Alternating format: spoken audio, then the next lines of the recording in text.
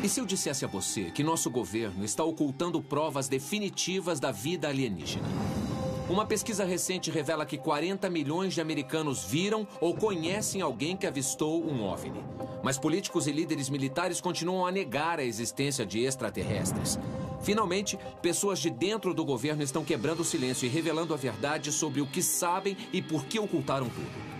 De todos os temas que vocês me enviam, este é um dos mais requisitados. É hora de decifrar o que o governo sabe sobre a vida alienígena. Eu sou Brad Meltzer. Passei minha vida colecionando histórias, sinais, símbolos e códigos escondidos, mas à nossa vista. Alguns se tornaram base para os meus romances, mas eu só arranhei a superfície das coisas. Agora a história me deu recursos para investigar a fundo. Este é Decifrando Códigos. Decifrando Códigos.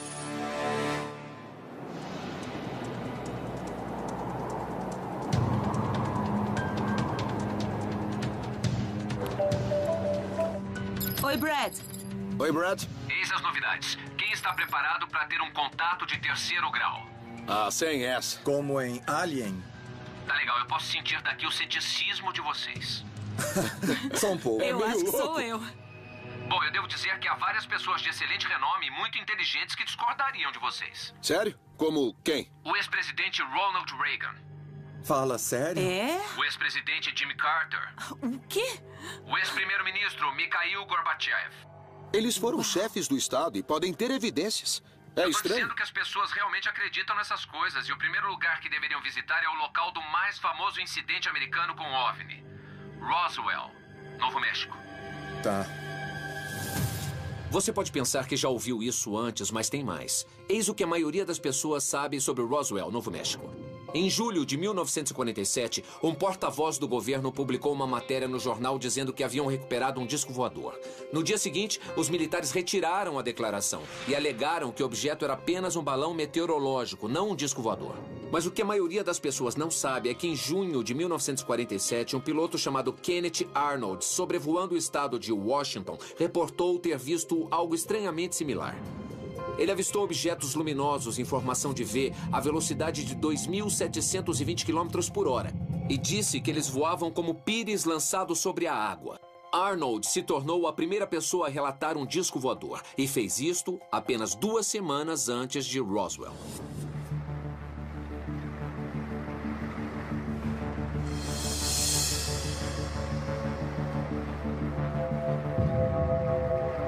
OVNI, Museu e Centro de Pesquisa. Meu pai foi Walter Roth. Ele era tenente da base local, Aeródromo Militar de Roswell. Ele era navegador de bombardeiro com experiência em voo. E também era a porta-voz oficial da base. Julie Shuster, diretora do Roswell International. Em 8 de julho de 1947, o coronel Blanchard o chamou de manhã e disse: "Você precisa fazer um comunicado à imprensa. Encontramos um disco voador." Ele fez o comunicado. "Basicamente, temos em nossa posse um disco voador e está sendo levado para outra base." Então, houve uma história contraditória. No dia seguinte, o general Ray me disse que tratava-se de um balão meteorológico. As pessoas aqui não sabiam do que estavam falando.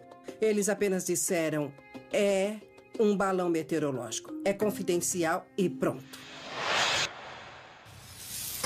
Bom, essa é a questão, não é? Talvez fosse mesmo um balão meteorológico. Então, para sabermos a verdade, temos que perguntar o que Roth viu, se parecia mesmo com um balão. É um fato que temos que saber. Na época do avistamento em Roswell, os balões meteorológicos eram feitos de borracha neoprene leve e flexível, pesando menos de 500 gramas. Amarrado ao balão havia um pequeno rabo de pipa de nylon que levava um transmissor de dados. Mas o caso é tão confuso quanto esses dispositivos. Roth descreveu algo de outro mundo e indestrutível. Então, poderia um experiente aviador e militar realmente confundir uma nave extraterrestre com um balão meteorológico de 500 gramas?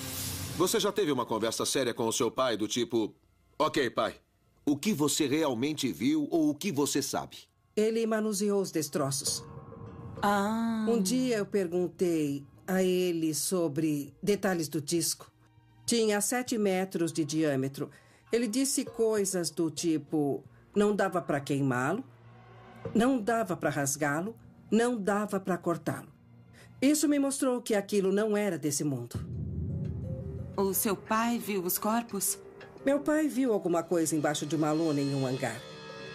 Ele disse que tinha grandes olhos negros, fendas em lugar do nariz, da boca e dos ouvidos, 4 dedos longos, braços longos, o que para mim parece bem detalhado para alguém que não viu nada. Você acha que o governo pode estar encobrindo alguma coisa? Minha opinião? A opinião geral de provavelmente 75% das pessoas que visitam o museu? Sim, o governo está escondendo alguma coisa. Sim, acredito que fomos visitados. Eu particularmente acredito que haja mais lá fora.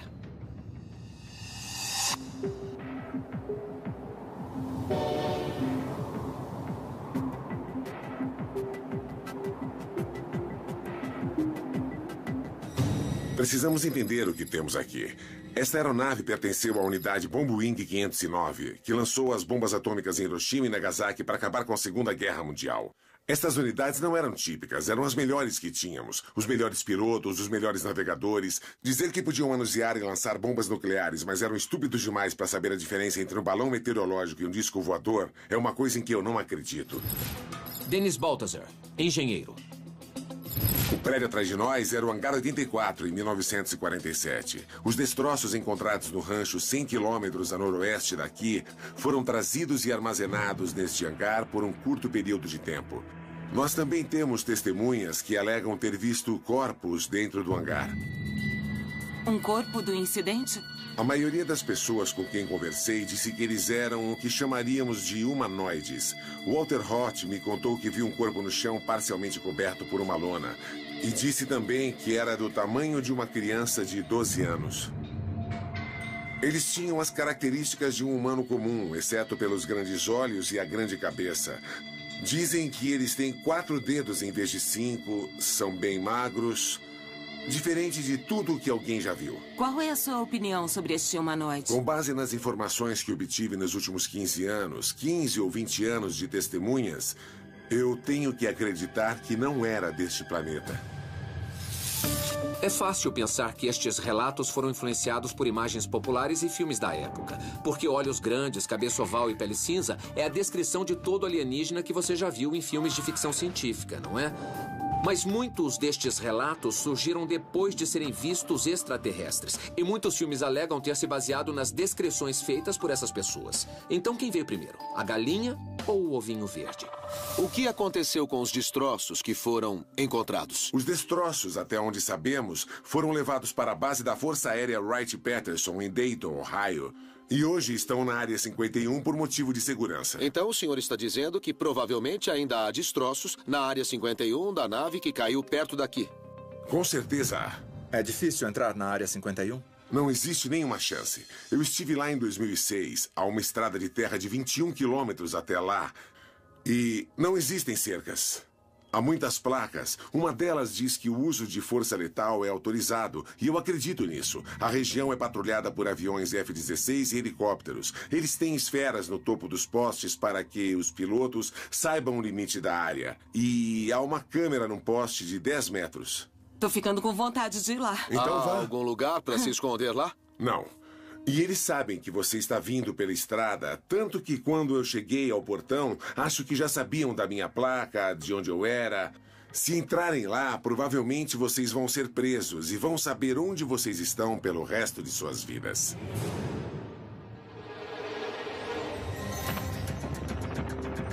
Eu acho que alguma coisa está sendo encoberta, mas o que eu não sei é em que ponto o encobrimento começa.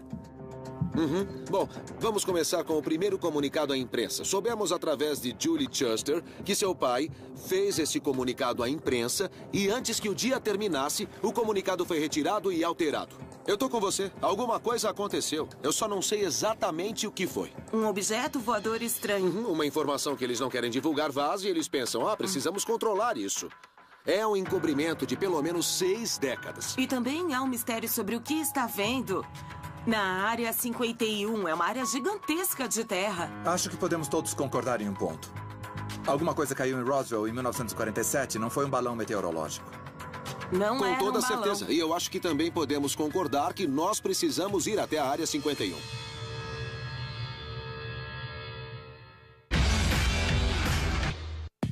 Nossa investigação sobre o suposto encobrimento da vida extraterrestre pelo governo aponta para um único lugar, a Área 51. Apesar de ter sido inicialmente utilizada como aeródromo militar nos anos 40, de ter sido lar de aeronaves espiãs da CIA e de testes nucleares, o governo negou a existência oficial da Área 51 até 14 de julho de 2003. Mas antes que o Bud, a McKinley e o Scott tentem acessar um dos lugares mais secretos e confidenciais dos Estados Unidos, nós encontramos algumas pessoas que trabalham lá e que agora estão dispostas a falar conosco. Museu de Teste Atômico. Fui informado de que o que eu estava protegendo era mais confidencial do que a bomba atômica. Richard Mingus, guarda da antiga Área 51.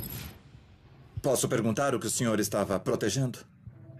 Nos disseram que era um avião de reconhecimento meteorológico. Então, mesmo com sua autorização de guarda, mentiram para o senhor sobre o que exatamente estava protegendo? Ah, claro, e era assim que precisava ser.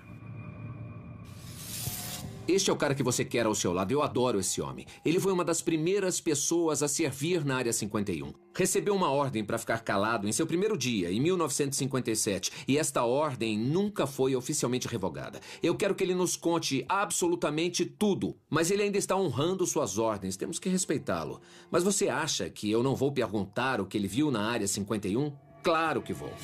O senhor tinha acesso à área toda? Podia ir a qualquer lugar que quisesse? Não, havia um prédio, um hangar que era proibido a quase todos. Havia talvez 6 ou 12 pessoas que podiam entrar. E o senhor nunca viu o que havia lá? Vi. O senhor viu? Sim. E pode dizer o que havia lá? Não. Uau. Bem, todos cometem erros. Foi um fim de semana. Eu estava caminhando, checando todas as portas, me certificando de que estava tudo trancado e fui até esse hangar no qual não podia entrar. Eu chequei a porta e estava aberta. O senhor viu alguma coisa que não pode discutir com a gente? Após todos esses anos, ainda não pode falar sobre isso? Eu nunca contei a ninguém. O governo tem tornado público todo tipo de documento secreto, desde o Watergate à prisão de Guantánamo, da invasão da Baía dos Porcos à Guerra do Vietnã. E até mesmo os ataques de 11 de setembro. Todos estes assuntos são extremamente delicados e o governo adoraria controlá-los. Mas eles obedeceram o ato de liberdade da informação e abriram as informações para o público. Mas por que a Área 51 é um tópico assim tão sensível a ponto de o governo se recusar até mesmo a fornecer simples detalhes? Eu preciso fazer uma pergunta óbvia. O senhor trabalhou lá por vários anos na Área 51. Por acaso viu ou ouviu falar sobre seres ou naves extraterrestres naquela propriedade? Não. Nenhuma vez? Não. O senhor diria se tivesse? Não. Bom, e o outro pessoal? As coisas eram muito rígidas quando entrou lá. Será que todos que trabalharam lá são tão discretos quanto o senhor? Bem, eu não gosto de entrar no assunto que você quer discutir. Uma área que é muito importante no que concerne a segurança nacional. Na verdade, depois de eu ter saído, o programa para o qual Bob Lazar foi designado seria, acredito eu, mais secreto se eles o tivessem mantido no maior sigilo possível. Muito menos pessoas saberiam sobre isso hoje. Bob Lazar é um personagem fascinante e controverso. Para ser claro, ao falar com ele, é difícil separar a realidade da ficção. Lazar alega ser um físico graduado pela MIT e pela Caltech. Dizem que ele criou um carro a jato que alcança mais de 320 km por hora. Mas também alegam que ele trabalhou no setor 4 da Área 51, diretamente em uma espaçonave alienígena. E é claro, este fato é negado pelo governo. E as instituições nas quais ele jura que se graduou, MIT e Caltech, não têm registros de sua presença. Em sua defesa, Lazar diz que o governo apagou todos os seus registros após ele revelar à mídia detalhes específicos sobre os 9 discos voadores na Área 51. E aqui está o mais interessante. Lazar não alega só ter visto naves alienígenas, ele também afirma ter visto aliens. Casa dos Lear, Las Vegas, Nevada. Estamos pesquisando a Área 51 e o nome Bob Lazar aparece sempre. Soubemos que são amigos, está correto? Sim, eu conheci o Bob no verão de 1988. Ele nos levou para ver um dos discos voadores voar. John Lear, perito em aviação. Na verdade, fiz um pequeno mapa aqui, bem aqui, neste ponto. Foi onde paramos o motorhome. Peraí. Você pegou um motorhome para ir ver discos voadores? Isso. Com Bob Com Lazar. o Bob.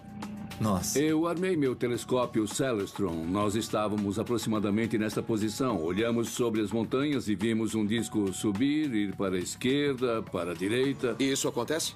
Todos os dias. John Lear é um cara bem humilde e modesto. Então me deixe exaltar suas qualidades. Ele foi simplesmente um dos pilotos mais experientes da história dos Estados Unidos. E ele pilotou 150 tipos de aeronaves. Foi o único homem a receber todos os certificados de piloto emitidos pela FAA. Possui 18 recordes mundiais de velocidade e voou em missões para a CIA. A propósito, seu pai Bill Lear inventou uma coisa chamada Learjet. Quando o assunto é voar, encontramos poucas pessoas no planeta com mais conhecimento ou experiência do que John Lear. Vamos imaginar que eles estão pilotando discos voadores e que há alienígenas na Área 51. O que eles estão fazendo com eles? Os alienígenas nos fornecem tecnologia e nós a utilizamos. Realizamos a engenharia reversa nas naves para saber como as constroem? Correto. Nós tentamos a engenharia reversa, mas estão milhões de anos à nossa frente. O senhor acha que a companhia do seu pai estava envolvida no processo de engenharia reversa da nave do acidente? Com certeza. Na verdade, a primeira companhia que meu pai criou foi a Motorola. E depois ele saiu e formou sua própria empresa, a Lear Incorporated. Ele se envolveu em todos esses acontecimentos e gerou novos projetos. Tá legal, uma pausa. Se o que John Lear diz é verdade, então temos uma resposta. Por que o governo quer negar que os extraterrestres existem ou que fizemos contato? Uma razão. Porque o governo está, na verdade, copiando a tecnologia alienígena. E antes que você caia da cadeira, considere por um segundo o contexto histórico. Nós estávamos em uma guerra fria que se agravava rapidamente. Uma guerra combatida com espionagem, ciência e armas futurísticas. Em tempos como este, vai me dizer que você não faria qualquer coisa para manter a vantagem tecnológica sobre seus inimigos. E eis o que temos certeza. Em julho de 1947, algo caiu em Roswell, Novo México, e foi rapidamente recuperado pelo exército. Apenas 3 meses depois, Chuck Yeager realizou o que os cientistas acreditavam ser impossível. Ele quebrou a barreira do som, atingindo cerca de 1.234 km por hora. Agora, John Lear diz para nós que seu pai teve contato com aliens e criou seu primeiro telefone móvel nos anos 40. Isso foi antes da televisão em cores, das rodas nas malas, em uma era que os médicos ainda acreditavam que o cigarro fazia bem para você.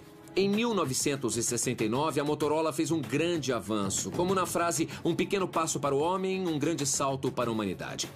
Neil Armstrong falou com a Terra usando um Motorola, que por acaso funcionava no espaço. Dá para acreditar nisso?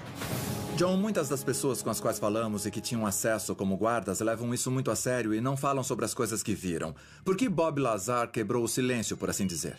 Porque ele sentiu que o público precisava saber o que estava acontecendo. Como pode algo tão grande que afeta todos nós ser mantido em segredo? Prontos para mais um fato incrível? Vocês sabem o que houve com Bob Lazar após seu suposto encontro com aliens? Ele fundou uma companhia chamada United Nuclear. Eles são uma empresa científica que vende itens como minérios radioativos, superímãs e aerogel.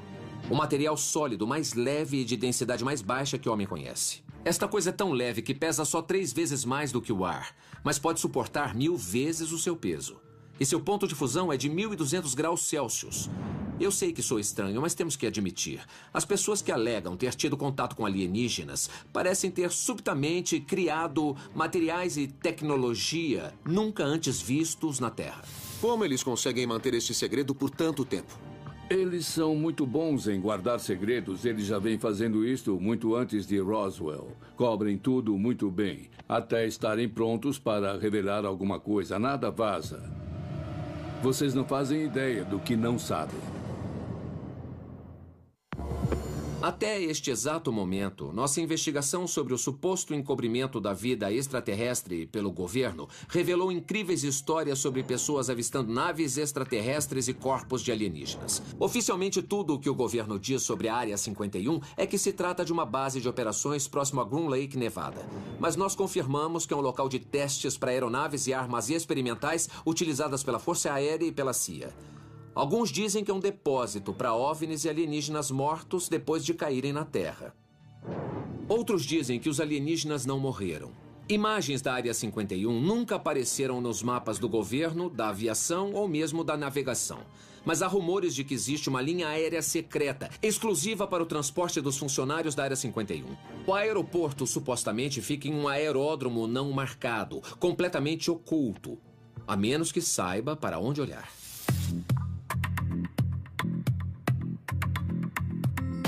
Bem-vindo a Las Vegas, Nevada. Achamos que estes são os aviões que levam as pessoas à Área 51. Aqueles aviões ali? Exato, são da Janet Airlines, o que é bem estranho. E com certeza nós estamos falando de centenas de empregados. Janet Airlines possui 6 737s com capacidade para cerca de 190 passageiros cada e 5 jatos menores. É uma frota capaz de transportar 1.200 pessoas por dia para um lugar que não existe. Ninguém sabe por que o nome Janet foi escolhido, mas alguns alegam ser o acrônimo em inglês para conexão aérea para o transporte de funcionários. Outros dizem que é só outro terminal que não existe. Eu não acredito que iremos embarcar num destes jatos Janet. Mas precisamos ir até lá. Eu vou. Ok. Oi, Brad. É barulhento o lugar onde estão. Bom, estamos no aeroporto. Estamos vendo os aviões que levam as pessoas à Área 51. O local que oficialmente não existe. Temos que comprar 3 passagens. Olha, eu acho que não vai ser possível fazer isso. Então, nós estamos pensando em dirigir até a Área 51. O que você acha da ideia? Eu adorei. É para isso que estamos aqui, não é? Eu só espero que a gente não acabe dizendo parecia uma boa ideia na hora. Vamos ser cuidadosos e se lembrem, este é um lugar que não existe. Se alguma coisa acontecer com vocês, vai ser como se nunca tivesse acontecido. Bom, vamos decorar nossos telefones. Da última vez que fomos presos, não sabíamos os telefones de ninguém. Teremos seu telefone, você terá o dinheiro da fiança e sabe que estamos indo lá. Se alguma coisa acontecer com vocês, eu espero que seja um problema que possa ser resolvido com fiança. Ele tá brincando com a gente de novo. Acho que não. Eu espero que sim. Para chegar à Área 51, é preciso viajar por uma estrada conhecida oficialmente por Rota 375, mas popularmente como Rodovia Extraterrestre. A Área 51 faz fronteira com a região Yucca, no Nevada Test Site, onde mais de 700 testes nucleares foram realizados. E se você acha que a vizinhança não poderia ser pior, o depósito de lixo nuclear das montanhas Yucca fica a 70 quilômetros a sudoeste. No centro da Área 51 está Groom Lake, uma planície de sal com cerca de 5 quilômetros de diâmetro. No lado sul, há uma série de pistas de pouso, um dormitório, um corpo de bombeiros e até campos de beisebol e quadras de tênis. A Área 51 tem mais hangares do que uma base militar típica, supostamente para prover mais cobertura e confidencialidade para a área. Muito bem. Por que a polícia mandou parar? Não é com a gente. Tá, são vários carros de polícia, as luzes estão acesas. Acham que estão vindo da Área 51? Estávamos a poucos quilômetros da Área 51 quando avistamos vários carros correndo em nossa direção. As luzes estavam ligadas, as sirenes também. Nós encostamos e nenhum de nós acreditou no que viu em seguida. Olha, tem uma coisa branca gigante vindo por aqui. Fala sério? É uma carga larga. Olha isso, é mais do que uma carga larga. Tá tomando Olha só, lá vem ela. Olha! Aquela coisa é enorme. Meu Deus. McKinley, você que é engenheira, o que acha que pode ser aquela coisa enorme que passou por nós? Eu já transportei turbinas e geradores para centrais elétricas que eram menores do que aquilo. E para que tantos policiais? Não. Nunca, Entendo. Nunca. Olha, eu acredito que seja para encobrir alguma coisa que não querem que seja vista, para que fique protegido, entende? Então, a pergunta é, o que é aquilo e para onde está indo? Sabemos de onde veio. Olhos abertos, pessoal. Isso não é fácil de achar. Não. É certeza que estamos no lugar certo? Eu não quero ficar sem gasolina aqui.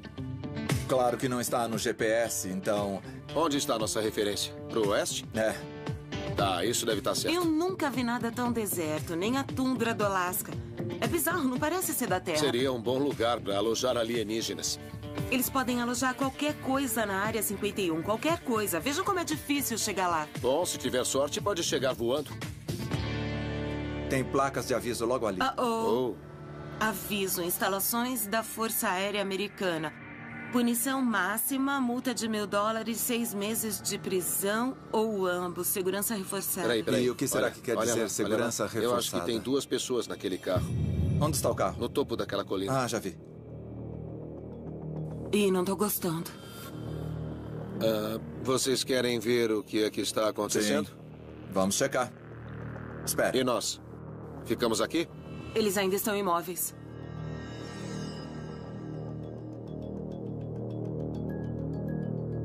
É contra a lei entrar nessa área sem o consentimento do comandante dessa instalação. Alguém tem essa permissão? Eu não tenho. Eu não. Ela tem um nome. Base da Força Aérea Nellis. É uma instalação secreta. É uma fachada. Vocês querem... Não, agora não. As pessoas têm opiniões diferentes sobre a Área 51, mas uma coisa sobre a qual todos concordam é que a segurança aqui é extremamente rigorosa. Sabemos que precisamos prestar muita atenção às suas regras. Muito bem, tem uma estrada bem aqui sem placas de não invada. Será que a gente pode subir a colina? O que é que vocês acham disso? Acho que podemos. Isso vai dar uma visão ampliada de tudo por aqui. Já fizemos isso antes. Vamos ver se não tem mesmo placas de não invada. Enquanto caminhamos, eu vou observar se aquele carro não começa a vir em nossa direção. Se ele vier, damos o fora daqui. Tem várias câmeras de vigilância. Olha, tem outra ali. Olhem que estranho. Elas têm o mesmo perfil de um cactus. A vista daqui é bem melhor. Estamos chegando perto da caminhonete. Eu não tô gostando. Esse lugar é incrível. Olha só. Eu realmente preciso conhecer este lugar para me esconder por aqui. Eis o fato mais interessante sobre a Área 51. Ela foi construída no topo de uma mina de prata. Isso significa que há uma malha de túneis subterrâneos e cavernas. Os objetos mais confidenciais e secretos devem estar no subsolo.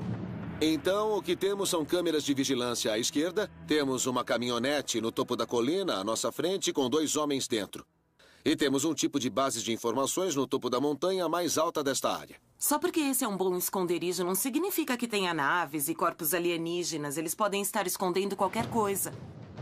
Olha, a caminhonete está se movendo. Tá vindo pra cá. É. Querem começar a descer a colina agora? Ok. Sim, Vamos pro descer carro. rápido. Eu não tô gostando nada disso. Vamos mais Eles rápido. estão encarando a gente. Vai, rápido, rápido. Depressa, vamos pro carro. E não tô gostando. Ligaram as luzes. O que eles querem? Bom, Eu não tô gostando apenas olhem nada pra frente, disso. tá legal? Eles estão encarando Não a olhem gente. pra eles. Não olhem. Vai. Isso. Estamos em busca de provas da existência de vida extraterrestre. Sabemos que o governo já pode tê-las achado. Agora a questão é o que exatamente eles sabem e por que eles não compartilham conosco. No tempo que passou lá em cima voando, o senhor já viu alguma coisa que não pôde explicar ou compreender? Um fenômeno em comum? Não, eu não. Mas tenho 2 grandes amigos, pilotos de caça de alta performance. Um deles viu um OVNI, não no ar, mas no solo. Ele jura até hoje que o objeto pousou em uma clareira próxima de onde eles acampavam. Alan Palmer, ex-piloto da Força Aérea Naval. Eu acredito no que eles dizem, mas se acredito que era um OVNI, não sei. Creio que ele não comentou isto com mais ninguém por razões óbvias. Por que eles não... O que você faria? Iria ao seu oficial, comandante ou sargento e diria: cara, fui acampar neste fim de semana e vi um OVNI. Você manuseia armas nucleares, você seria retirada da função até alguém dizer ou diagnosticar que ainda está bem. E acredite, nenhum piloto quer este destaque ou chamar atenção. Eles preferem voar e fazer seu trabalho. Alan, nós estivemos em Roswell e falamos com algumas pessoas. Nós vimos algumas fotos famosas de discos voadores e coisas que parecem OVNIs. Como o senhor explica estas imagens e estes OVNIs? Bem, na Força Aérea eles tinham uma coisa chamada Projeto Livro Azul. E todo o relato de objeto voador não identificado que chegava à Força Aérea ia para esse livro. O Projeto Livro Azul foi uma ação secreta da Força Aérea iniciada em 1952 para determinar se os OVNIs representavam uma ameaça à segurança nacional.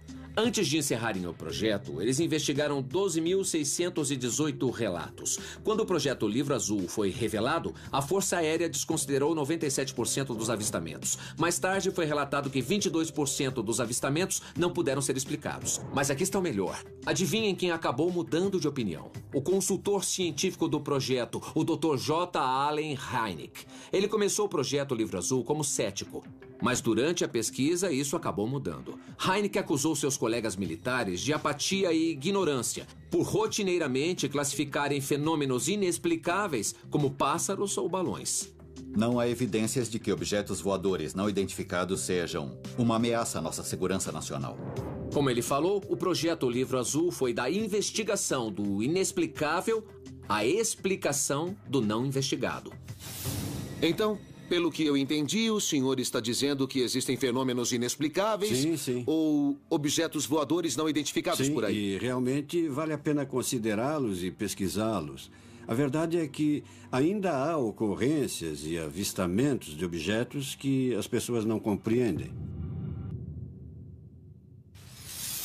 Então o governo diz não ter provas de vida em seus registros, mas estes são só os registros que eles revelaram. O Bud, a McKinley e o Scott estão conversando com um oficial do alto escalão do governo, que está decidido a se arriscar, desafiando uma ordem e contando sua história. Eu gostaria de saber qual era a sua posição e o que o senhor fazia quando conseguia essa informação. Bom, eu era gerente de sucursal no Centro de Tecnologia da FAA em Atlantic City. John Callahan, ex-investigador da FAA. Vimos um avião descer, um 747 descer. Então, quando o piloto entrou na nossa frequência, disse: algum tráfego à frente? O controlador olhou o radar e disse: não há tráfego nenhum aqui. Então ele respondeu negativo. E o piloto disse: bom, eu tenho algo aqui às 11, 12 horas. Vejo luzes brancas e amarelas. Esse tipo de coisa. Ele olhou para aquela coisa e pensou: não tem uma aeronave desse tamanho. Tem 4 vezes o tamanho de um porta-aviões. Ele pilotava um 747 que tem um elevador dentro. O avião tem andares. É como um prédio de 2 andares voando. E ele estava olhando para uma coisa que era gigante, que era enorme e foi por isso que ele presumiu que era um avião. John, algum passageiro viu essa coisa? Toda a tripulação viu a mesma coisa. Então não foi só uma pessoa, o fato foi corroborado pelos vários membros? Sim, desenharam as mesmas figuras e tudo mais. John Callahan era o cara que a FAA chamava quando algo estranho ocorria nos céus. Mas ninguém jamais viu uma coisa tão estranha assim. Segundo a história de Callahan, um 747 se aproximou de uma aeronave não identificada tão grande que o radar a interpretou como uma frente climática. O piloto descreve a nave como esférica e brilhante. Mas o mais surpreendente era a maneira como se movia. A nave zigue-zagueava tão rápido que aparecia quilômetros à frente do avião em um momento e quilômetros atrás no outro. O incidente preocupou tanto os superiores de Callahan que eles alertaram de imediato a Casa Branca e convocaram a equipe especial de investigação do governo. A propósito, o próprio presidente Reagan alega ter visto um OVNI de um avião em Bakersville em 1974, muito antes de se tornar presidente. Reagan disse que ele emitiu uma luz branca brilhante e, como disse em seu relato, nós seguimos o objeto até Bakersville e, de repente, para nosso espanto, ele sumiu diretamente para os céus. Bom, eu voltei para o quartel após ver tudo aquilo. O almirante soube que eu estava no prédio, me chamou e disse: quero que me fale rapidamente sobre o que encontramos. Eu fui na sala dele e contei o que aconteceu. Então ele disse a um de seus assistentes: cancele todas as minhas reuniões desta noite, remarque para a próxima semana. Depois disse para nós: eu vou ver o Reagan. Vamos entregar isto para o grupo de pesquisa científica do presidente. E o material foi entregue a um grupo de 3 cientistas. Eles se pareciam com Einstein, tinham longos cabelos grisalhos, despenteados, vestiam belos ternos, mas eram esquisitos. E havia 3 caras com eles da CIA. Então, um dos cientistas sai e diz: este evento nunca aconteceu. Nós nunca estivemos aqui. Vamos confiscar todas essas informações e vocês vão jurar segredo. Então eu disse a ele: o que acha que era aquilo? E ele respondeu: é um OVNI. E aquela foi a primeira vez que eles tiveram alguns minutos de dados de radar para analisar. E ele disse: olhem eles lá, eles estavam babando para colocar as mãos em todo aquele material. Então a lição é: parem de chamar Washington. Parem de chamar Washington quando isso acontecer, não há mais porque... ninguém a chamar. Se você chamar a imprensa, vão achar que você é louco de qualquer forma. Eles sofreram uma lavagem cerebral, do tipo, se os OVNIs existissem, o governo saberia e o governo lhes diria. Eles sabem o que é bom para você e eles sabem o que você deve pensar. Nossa investigação sobre a vida extraterrestre tem levado o Bud, a Mac e o Scott a muitos lugares por aí. Mas antes que possam tirar suas conclusões, eles estão conversando com um homem que passou boa parte de sua vida num lugar em que nós não podemos ir. O senhor mencionou que esteve no espaço 6 vezes. Cada vez foi uma experiência diferente? Melhor a cada vez, pois sabíamos o que esperar. Story Musgrave, ex-astronauta. Quando esteve no espaço, o senhor viu algum ser por lá? Não, mas eu gostaria. Eu desejei.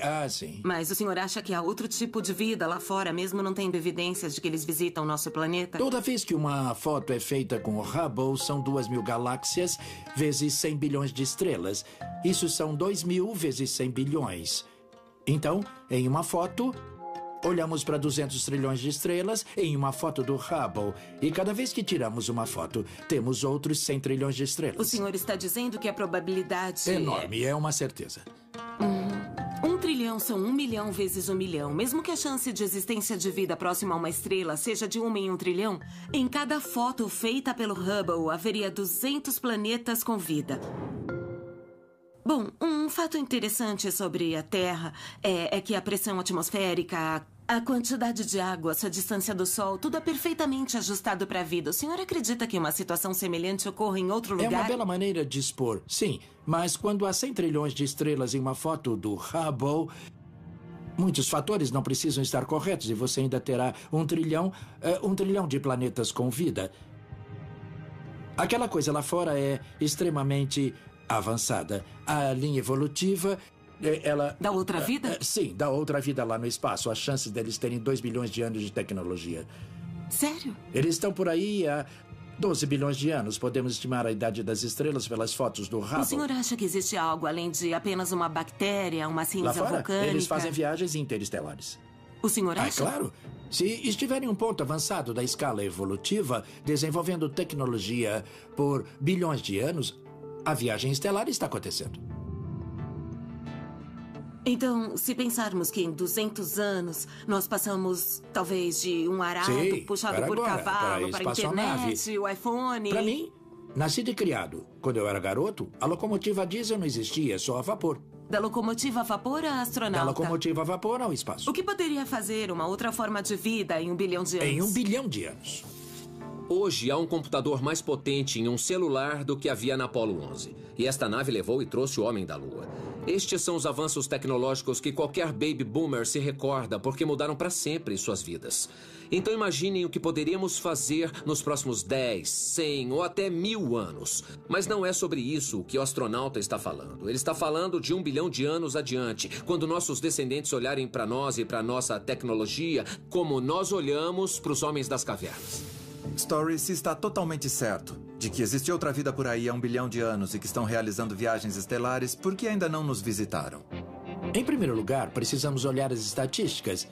Sim, existem viagens estelares acontecendo, mas há vários lugares para ir. Mesmo com as viagens estelares, as distâncias são longas. Quanto pode afirmar? O máximo possível, mas não tenho evidências. É estatístico, é o poder da vida. Nós temos 4 milhões de espécies aqui. Então a vida não criou apenas várias espécies. A vida criou músculos e habilidades para sobreviver em condições favoráveis. E existe o fator tempo. Junte tudo e a vida está em qualquer lugar. Em algum outro lugar além daqui? Sim. O Bud, a Mac e o Scott exploraram a fundo os fenômenos alienígenas conhecidos e acharam informações pouco conhecidas. Eles conversaram com fontes confiáveis que contaram a eles histórias incríveis. Aqui estão alguns fatos que nós descobrimos. Eu acredito que a FAA, a CIA e a Força Aérea não estão permitindo uma investigação científica aberta e transparente. Eu não tenho dúvidas de que eles estão tentando controlar informações. Mas será que estão encobrindo provas da existência de vida extraterrestre? Eu não acho que eles as tenham ainda. Acho que eles não têm conhecimento para encobrir. Acho que estão lutando para descobrir o que está acontecendo antes de todo mundo. Estão se esforçando. Eu concordo com isso até certo ponto. Eu creio que há muitas evidências da vida alienígena e que o governo está encobrindo. Sério? Bom, para começar, temos um avistamento bem verossímil de um piloto de uma companhia aérea japonesa de algo que só pode ser descrito como uma nave. Esse cara não tem nada a ganhar e tudo a perder relatando o avistamento. Temos fontes militares idôneas nos dizendo que souberam que um disco voador caiu em Roswell e que receberam ordens para mudar a história. Manter segredos militares para a nossa segurança é uma coisa boa, mas para mim parece que encontramos evidências críveis durante a nossa investigação. Se eu penso que o governo está encobrindo a existência de vida alienígena, eu acho que não. Eu acho que eles estão encobrindo a existência de OVNIs, porque OVNIs são objetos que ainda não sabemos como explicar. O incidente em Roswell, eu estou muito propenso a admitir que alguma coisa caiu em Roswell e o governo se apressou em mudar a história. Uma das coisas que realmente me levou a chegar a esta conclusão foi a conversa com Richard Mingus. Esse cara foi guarda de segurança na Área 51 e tinha acesso a todos os locais daquela base, exceto um lugar, um hangar proibido. Mas ele acabou olhando lá dentro e viu algo que até hoje não pode falar a respeito. Eu acredito sim que haja outra forma de vida além do que há no nosso planeta. Não podemos sequer imaginar o tamanho do universo. Em algum lugar há condições corretas para algum tipo de vida existir. Eu concordo com vocês sobre a existência da vida alienígena, mas quero dizer uma coisa. Acho que muito do que ouvimos são sonhos que as pessoas tiveram, imaginações que há pessoas um pouco lunáticas.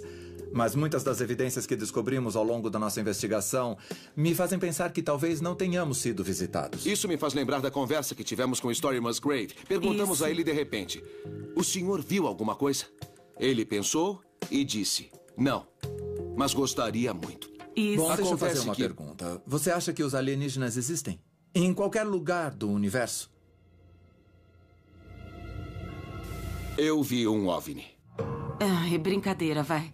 Você não diz por aí que viu um OVNI por inúmeras razões. Porque parece que você é louco, né? Certo. Eu era um garoto. Eu tinha 8 anos e estava viajando com a minha família. E meu pai olhou para o céu de dentro do carro e o parou imediatamente. Tinha um objeto oval, gigante, brilhando no céu. A luz vinha de dentro. Parecia que tinha fogo ao redor da extremidade. Nós paramos. E vários outros carros também. Todos saíram de seus carros e apontaram para aquela coisa. E ninguém sabia explicar o que era. Eu vou ser honesto, Buddy. Se tivesse me contado essa história antes de iniciarmos nossa investigação, eu teria pensado que talvez você fosse um pouco louco. Mas após tudo o que descobrimos, tudo o que vimos e tudo o que nos foi contado... Isso é incrível. Esta é uma das imagens mais incríveis que eu tenho da minha infância. Bom, eu não tenho pesadelos com isso, nem nada disso, mas isso me surpreende. Se aquilo era de outro mundo, eu não sei. A maioria das estrelas no nosso universo está a mais de 1000 anos-luz de distância. Isso significa que um extraterrestre levaria 1000 anos apenas para chegar aqui. Eles não podem vir mais rápido, porque os físicos acreditam que a velocidade da luz é a velocidade limite do universo, que é impossível para qualquer coisa se mover mais rápido. Mas os físicos também acreditavam ser impossível viajar mais rápido do que o som. Até Chuck e Yeager provar que estavam errados em 1947, quando quebrou a barreira do som. As pessoas pensavam ser fisicamente impossível para um humano correr 1.600 metros em menos de 4 minutos, até Roger Bannister fazer isso em 1954. Lembre-se, só porque uma coisa ainda não aconteceu, não significa que seja impossível. Eu quero acreditar que não somos a única forma de vida no universo. Reagan disse ter visto um OVNI com os próprios olhos, e Jimmy Carter também. E Stephen Hawking, um dos maiores físicos de nossa era, acha que é matematicamente impossível não haver outra forma de vida. Mas ouçam o que Hawking disse, porque ele também nos dá um aviso. Ele disse: nós só precisamos olhar para nós mesmos para ver como a vida inteligente pode se tornar uma coisa que não gostaríamos de encontrar. E diz mais: se os alienígenas nos visitarem, creio que o resultado será o mesmo de quando Cristóvão Colombo chegou pela primeira vez na América. Isto não acabou bem para os nativos americanos. Então, por mais que queiramos acreditar, precisamos sempre ser muito cuidadosos com o que desejamos.